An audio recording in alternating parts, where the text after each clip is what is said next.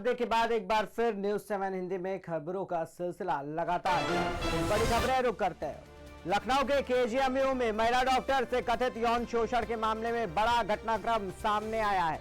इस मामले में आरोपी और उनके माता पिता के खिलाफ पुलिस ने चार्जशीट दाखिल कर दी है।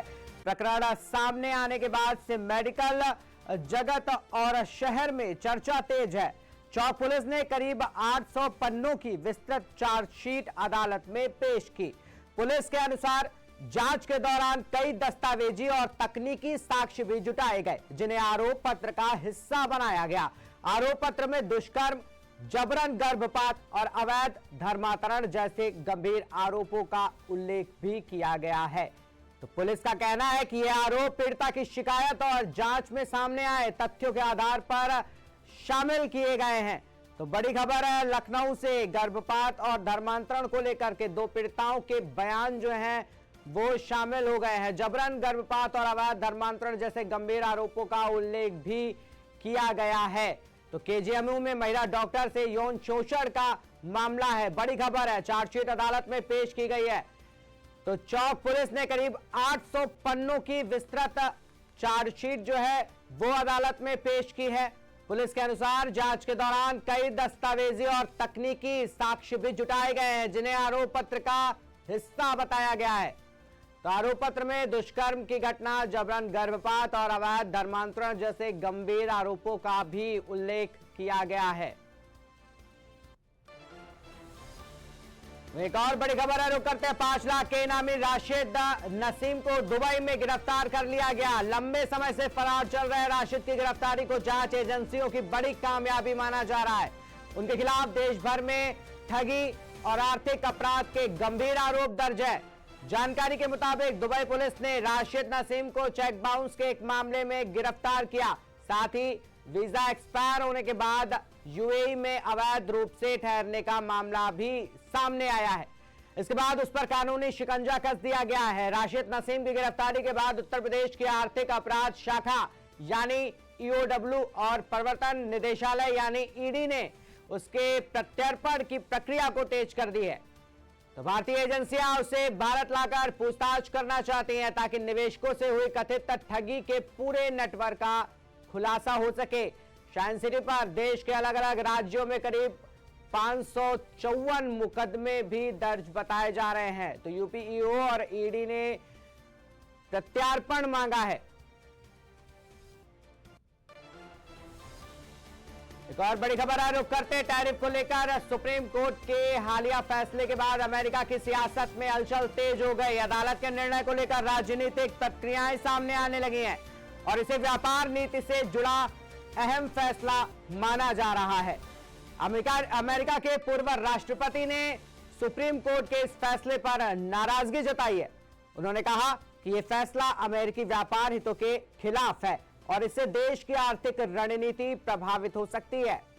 तो टैरिफ यानी आयात शुल्क को लेकर पहले भी ट्रंप प्रशासन सख्त रुख अपनाता आया है। इस फैसले के बाद एक बार फिर अमेरिका में व्यापारिक नीतियों और संरक्षणवाद पर जो बहस है वो एक तरीके से तेज हो गई है। विशेषज्ञों का मानना है कि इसका असर अंतर्राष्ट्रीय व्यापार संबंधों पर भी पड़ सकता है। अब नजर इस बात पर भी है कि क्या इस फैसले को लेकर कानूनी या राजनीतिक स्तर पर कोई नई पहल होती है।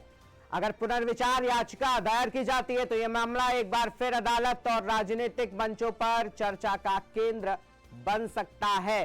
तो अदालत और राजनीतिक मंचों पर एक तरीके से जो चर्चा है वो तेज हो गई है। सुप्रीम कोर्ट के टैरिफ फैसले पर जो सियासी हलचल है एक तरीके से अंतर्राष्ट्रीय वो तेज हो गई है।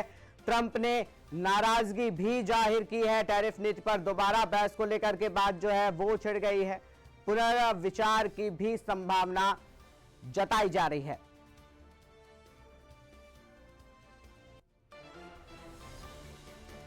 एक और बड़ी खबर की ओर रुख करते बरेली में जिला पंचायत की बोर्ड बैठक में 105 करोड़ रुपए का बजट पास कर दिया गया।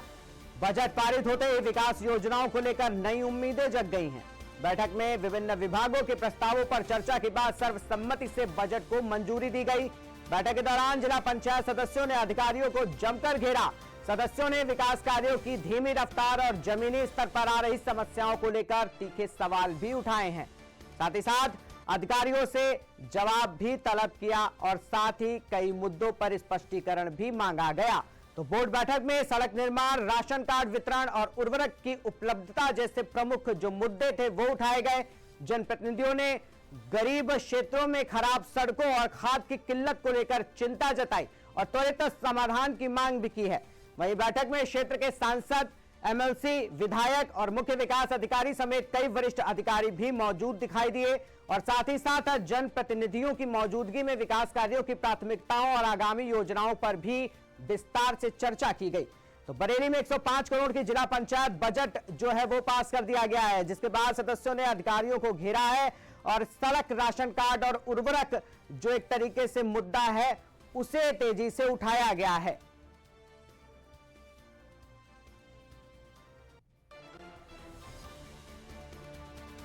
एक और बड़ी खबर है, रुक करते कानपुर में चर्चित लैम्बोर्गिनी कार मामला एक बार फिर सुर्खियों में। हाई प्रोफाइल माने जा रहे इस केस में अब बड़ा अपडेट सामने आ गया, जहां कोर्ट के आदेश के बाद लग्जरी कार को रिलीज कर दिया गया है। करीब 20 दिन तक पुलिस कस्टडी में रहने के बाद अदालत के निर्देश पर गाड़ी को रिलीज किया गया।